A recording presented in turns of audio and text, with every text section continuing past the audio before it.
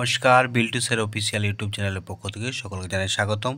আশা করি সকলে ভালো আছেন, সুস্থ আছেন। আনন্দময় স্কুল রিলেটেড প্রশ্ন, আনন্দময় স্কুল রিলেটেড প্রবলেম সলভ করতে আমি প্রত্যেকদিন হাজির হই।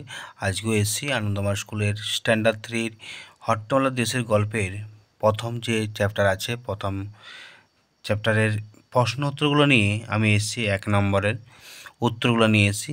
যে প্রথম উত্তর আছে, কে হীরের গুঁড়োয় দাঁত মাঝে। তো এখানে হট্টগোলা দেশের ছেলে বুড়ো সবাই হীরের গুঁড়ো দিয়ে দাঁত মাজে। তো খুকুর শাশুড়ি কী করে? খুকুকে আনতে গেলে খুকুর শাশুড়ি পেছনে ফিরে বসে। তারপর আছে একাদের ময়না পাখি কেন উড়ে গেল? ময়না পাখি দরজা খোলা পেয়ে হঠাৎ ফুরুত করে উড়ে গেছিল।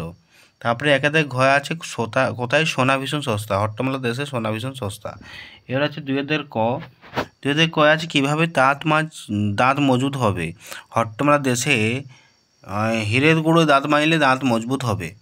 এবার আছে সোনার গুঁড়ো দিয়ে দাঁত মাজলে কী হয়?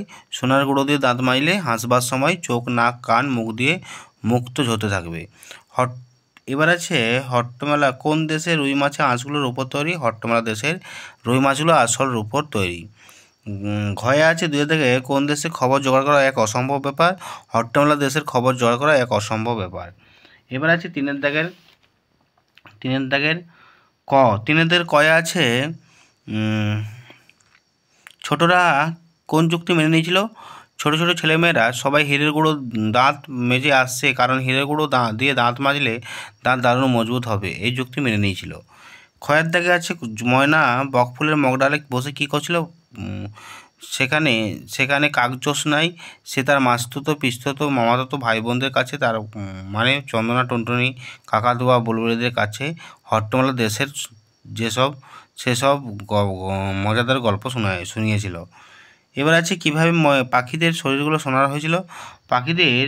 পাখিরা সব রাজামশাইয়ের কাছে এসে বায়না ধরলে আপনি মন্ত্রিসভাকে বলে একটা আদেশ করুন যাতে আমাদের শরীরগুলো সোনার হয়ে যায়।